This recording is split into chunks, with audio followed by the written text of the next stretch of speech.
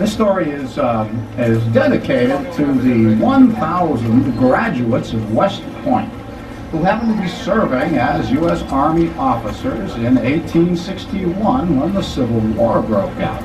The story is about their days in college. They were as rowdy as any teenage boys away from home for the first time. Lou Armistead was suspended for getting into a food fight with Jubal Early and breaking a plate over his head. Little Phil Sheridan, a 5'4" hothead, was suspended for threatening a large classmate with a bayonet. Now, not all of them were that unruly. Robert E. Lee, for example, was the only one ever to graduate without receiving a single demerit. On the other hand, James Longstreet was quite a hellraiser, but he managed to graduate even though he had more demerits than anybody else, then or now. Some were unruly, and some were fun-loving, and some were studious, but they all had one thing in common, and that was that they all had the sincerity of the very young. They all looked forward to the day when they could exercise their newly learned military skills in defense of the nation. Now, as we all know, of course, they were soon ordered to fight each other.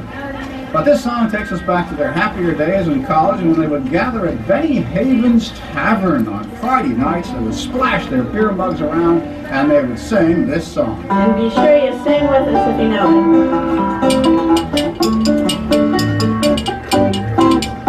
it. There is a tavern in the town, and there my true love sits him down, and drinks his wine with laughter gay and free, and never thinks of me. Fare thee well, for I must be wicked, this parting grievous. Just remember that the best of friends must part. I do, my friends, I do, oh yes I do. I can no longer stay with you. I'll hang my hat on a weeping willow tree, and may the world go well with me. I suppose only Army brats understand the closeness of career officers and their families. It's such a small group. They were stationed at the most godforsaken dusty outposts out west against the Indians. They were always broke. They courted the same young ladies. James Longstreet and his best friend, Ulysses Grant, were both stationed at Jefferson Barracks in Missouri. And they both courted the same young lady, Colonel Garland's pretty daughter, Louise. Well, she chose Longstreet. And Grant was distraught, but nevertheless, he served as the best man at their wedding. The thing was that Longstreet was so broke, he had to borrow $5 from Grant to buy a wedding ring.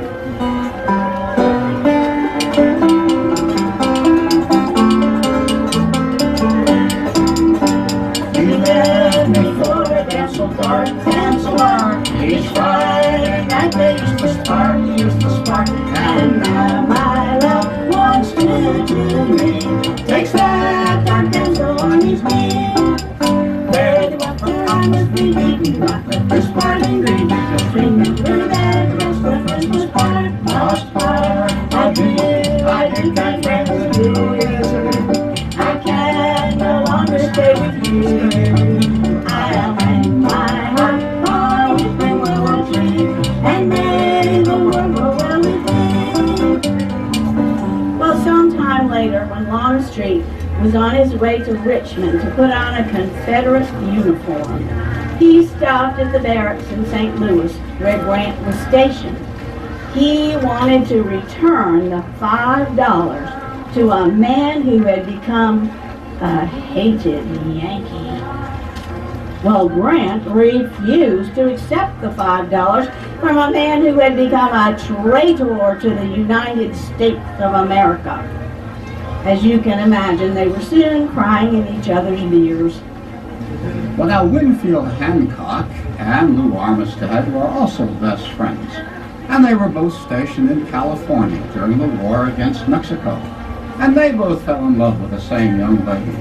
Well, she chose Winfield Hancock, and Lou Armistead, he never got over it.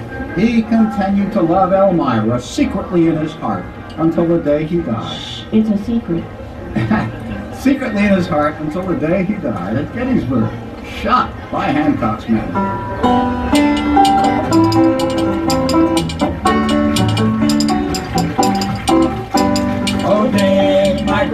wide and deep, with tombstones at my head and feet, and at my breast carved to signify I died in blood.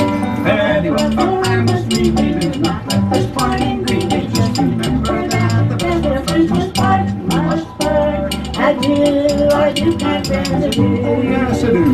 I can no longer stay with you. I'll hang my heart on a weeping willow tree, and may the world go well with me.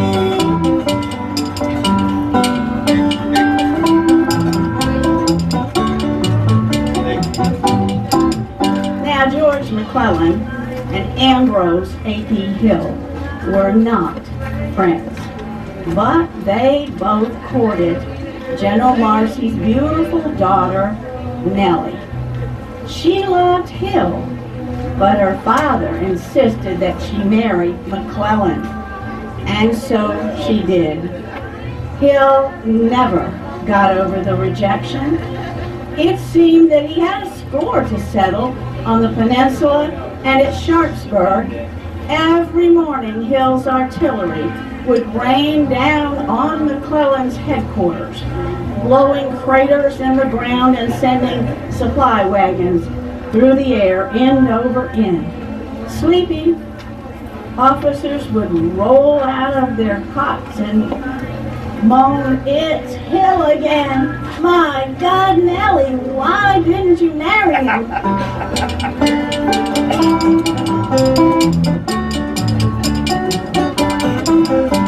I do, kind friends, adieu.